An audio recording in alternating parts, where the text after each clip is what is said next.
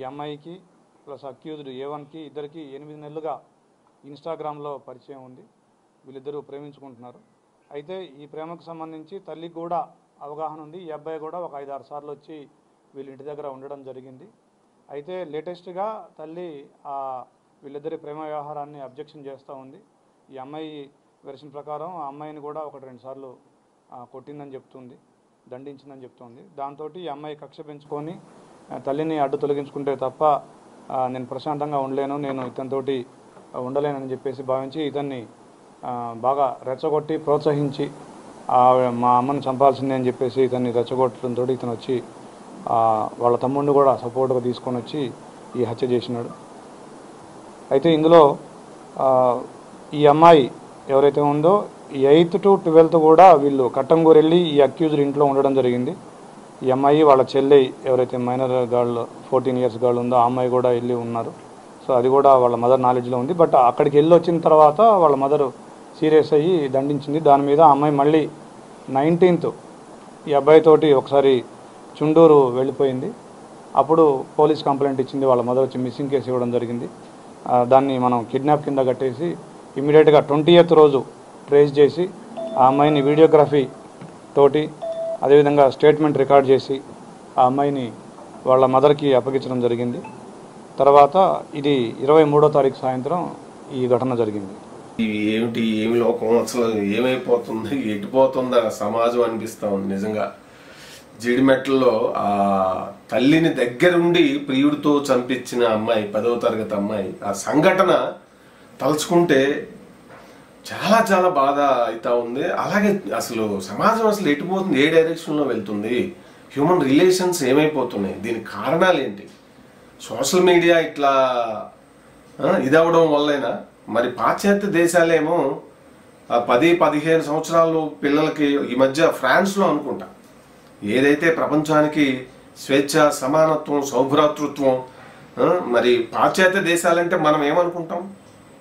భారతదేశం అంటే సాంప్రదాయము, గౌరవం, అన్ని విలువలతో కూడినటువంటి దేశం మనది అనుకుంటాం. మిగిలిన దేశాలు వాళ్ళకు ఒక సంస్కృతి లేదని, వెచ్చలవిడి సంస్కృతి అని, ఏదైనా వెచ్చలవిడితో ఉంటారని మనం అనుకుంటుంటాం. మనకు తెలియని ఒక మిస్కన్సెప్షన్ అది ఒకప్పుడు. ఇప్పుడు లేదు. ఇప్పుడు గ్లోబల్గా సోషల్ మీడియా ఇవి యూట్యూబ్ వచ్చిన తర్వాత ఎన్నో స్టోరీస్, డాక్యుమెంటరీస్ తెలుగులోను అనేక భాషల్లో ఎట్లయినా ప్రపంచ దేశాల గురించి బయట ఏం జరుగుతుందో, వాళ్ళు ఎలా ఉంటున్నాం, మనం ఎలా ఉంటున్నాం అని తెలుసుకుంటాము. సో ఈ మధ్య మరి అటువంటి యూరోపియన్ కంట్రీ అయినటువంటి ఫ్రాన్స్లో ఈ చిన్నపిల్లలు 10వ తరగతి లోపు అంటే 15 years లోపు పిల్లలకి ఏ దేశాలైతే మరి అడ్వాన్స్డ్గా అన్ని విషయాల్లో ఉంటాయో వాళ్ళు ఈ పిల్లలకి వీటిని దూరంగా ఉంచాలి. ఏది 15 సంవత్సరాల వయసు వచ్చే వరకు ఆండ్రాయిడ్ ఫోన్లు, వీటికి సోషల్ మీడియాకి దూరంగా ఉంచాలి అనే ఒక ప్రతిపాదన చదివినప్పుడు నేను ఆశ్చర్యపడ్డా నిజంగా. కానీ మన దేశంలో ఏం జరుగుతుంది? పిల్లల్ని వాళ్ళకి చిన్నప్పటి నుంచే ట్రైనింగ్, వీళ్ళు ఏదో పని చేసుకుంటూ ఉంటారు. పిల్లలు ఏడితే చిన్నపిల్లలు వాడు పాకే అమ్మాయి అయినా అబ్బాయి అయినా వాళ్ళు ఏడుస్తూ ఉంటే నెలల బేబీ అయినా సరే మొబైల్ పెద్దదే కాబట్టి నోట్లో పెట్టుకున్న మింగలేరు కాబట్టి ఆన్ చేసి అందులో ఏదో బొమ్మలు పెట్టి ఇస్తారు. అవునా కాదా? ఇది జరుగుతున్నది. మెల్లగా ఏంటి, చిన్నప్పుడే వాళ్ళకి అన్ని రకాల నేర్పించినట్టే సెల్ ఫోన్ కూడా చిన్నప్పుడు వాడికి ఈ అక్షరాభ్యాసం చేయించినట్టుగా సెల్ ఫోన్ అభ్యాసాలు కూడా జరిగిపోతా ఉన్నాయి. మరి మన దేశంలో మరి వీటిపైన ఒక పర్యవేక్షణ అవసరమేమో అనిపిస్తూ ఉంది. నిజంగా అమ్మాయి తండ్రి లేడు, ఆల్రెడీ తండ్రి ప్రమాదంలో చనిపోతే తల్లి ఒక్కతే ఆ సాంస్కృతిక విభాగం శాఖలో తను సింగర్ అంట. మరి అంజలి పాపం బిడ్డలో 2 ఆడబిడ్డలు, ఈ పెద్దమ్మాయి. ఈ అమ్మాయి ఇప్పుడు తన పాలిట యముడు అవుతుందని తను ఎప్పుడు ఊహించి ఉండదు పాపం. తండ్రి లేకుండా 2 బిడ్డలను సాకటం అంటే మామూలు వ్యవహారం కాదు మన సమాజంలో. ఆర్థికంగా అంతంత మాత్రమే ఉన్నప్పుడు ఎన్నో కష్టాలు, నష్టాలు, ఒత్తిళ్ళు ఉంటాయి. అట్లా నెట్టుకుంటూ ఆమె వస్తూ ఉంటే 10వ తరగతి చదువుతున్న అమ్మాయికి ఈ సెల్ ఫోన్ అసలు మరి వీళ్ళకి ఇదైంది. ఫోన్లు కొనిపోతే తల్లిదండ్రులను బ్లాక్మెయిల్ చేయడం, తర్వాత ఒకళ్ళని చూసి ఒకళ్ళు వాళ్ళు తెచ్చుకుంటున్నారు మాకు లేదు అని చెప్పి ఈ డెమాన్స్ట్రేటివ్ ఎఫెక్ట్లో పడిపోయి తల్లిదండ్రులు ఏం చేయాలో అర్థం కాని పరిస్థితి. సరే ఫోన్ ఏదో రకంగా అప్పులు చేసైనా కొన్ని చోట్ల ఫోన్లు వీళ్ళకి కొనిస్తున్న పరిస్థితి. వీళ్ళు ఏమైనా పట్టుకుంటున్నారా వెంటనే ఇన్స్టా ఖాతా ఓపెన్ చేస్తారు, చాటింగ్లు మొదలు పెడతారు.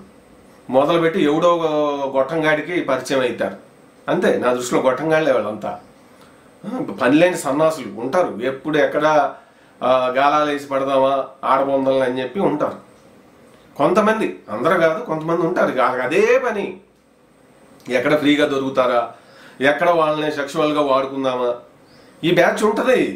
ఇదే పని కదా, ఈజీ. ఏముంది, ఒక రాయి విసురుదాం, దొరికితే చేప కూర వండుకొని తిందాం, లేకపోతే పోయేదేముంది.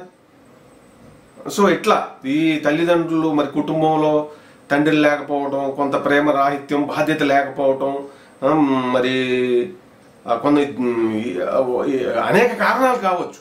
ఏదేమైనా కూడా ఈ అమ్మాయి అసలు ఆ తల్లిని ప్రేమ దోమ వద్దు చదువుకో అని ఒక రకంగా తిరస్కరించింది.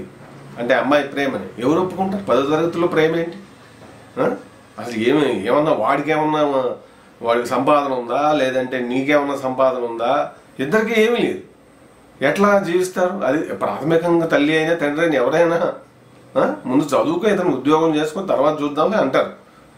మరి అందులో తండ్రి లేడు కాబట్టి ఇంకా తల్లి ఒక పొసెసివ్గా ఉంటుంది, బాధ్యతగా ఉంటుంది కదా. తను జీవితం తను చూసుకొని ఎటో వెళ్ళిపోలేదుగా.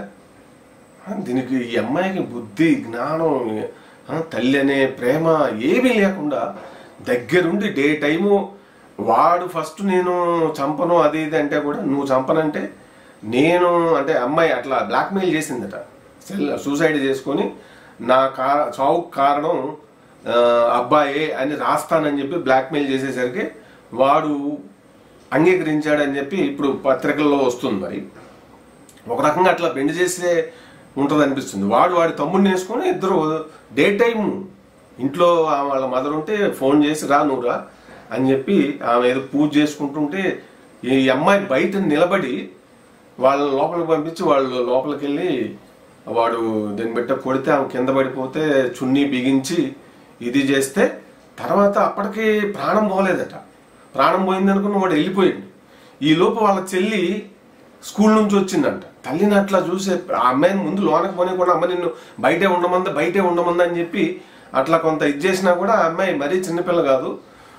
లోపలికి వెళ్ళి తల్లి అట్లా ఉండేసరికి షాక్ అవుతారు కదా, కొంత షాక్ అయ్యి అటు ఇటు కదులుతుందంట తల్లి.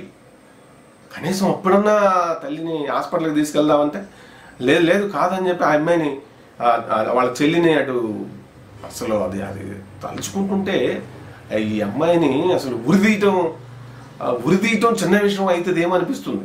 ఇటువంటి వాళ్ళు బ్రతికి సమాజానికి ఉద్ధరించి మళ్ళీ లేదో రియలైజ్ అయ్యేది ఇదంతా వేస్ట్ కార్యక్రమం. ఆడైనా మగైనా ఇంత అమానవీయంగా ప్రవర్తించే వాళ్ళని బహిరంగ ఉరిదీయకపోతే మన డెమోక్రసీ కావచ్చు, చట్టాలు మార్చకపోతే పరిస్థితులకు అనుగుణంగా సిస్టమ్ అనేది కొన్ని చోట్ల కొన్ని ప్రాంతాల్లో కొన్ని రాష్ట్రాల్లో నాగుపాములు అనకొండలు రోడ్ల మీదకి వచ్చి భయభ్రాంతులను గురి చేస్తున్నాయి ప్రజల్ని. సో ఇట్లా ఈ సోషల్ మీడియాలో ఈ ప్రేమ ఇవి ఎక్కువై ఇట్లా తల్లిదండ్రులని చంపేస్తున్నారు. ఆస్తుల కోసం ఆల్రెడీ అన్ని వర్గాల్లో చాలా చోట్ల ఇప్పుడు భూములకు రేట్లు పెరగడంతో చివరి వరకు తల్లిదండ్రులు ఇచ్చే వరకు అయితే ఉండట్లా.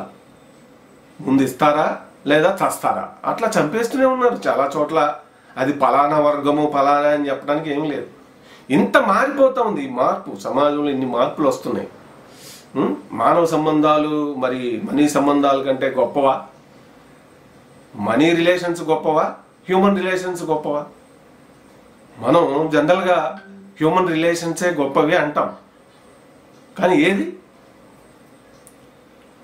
ఈ మెటీరియల్ థింగ్సే డామినేట్ చేస్తున్న పరిస్థితి మనం చూస్తూ ఉన్నాం. కానీ ఇప్పుడు సోషల్ మీడియా పిల్లల్ని బాగా ప్రభావితం చేస్తుంది. కొంతమంది ఇట్లా దారి తప్పిపోవటానికి కూడా కారణం అవుతుందని అనిపిస్తూ ఉంది. కాబట్టి ఇది చాలా విషాదకరమైన సంఘటన. దానికి తోడు మొన్న ఇంకొక ఇది ఆ తేజేశ్వర్ అనే ఒక గవర్నమెంట్ సర్వేయర్ని ఒక ఆమె పెళ్లి చేసుకొని అంతకుముందు ఆల్రెడీ వేరే అతనితో బ్యాంక్ మేనేజర్తో అఫైర్ పెట్టుకొని మరి పెళ్ళైన తర్వాత తనకు అనుకూలమైన నగరంలో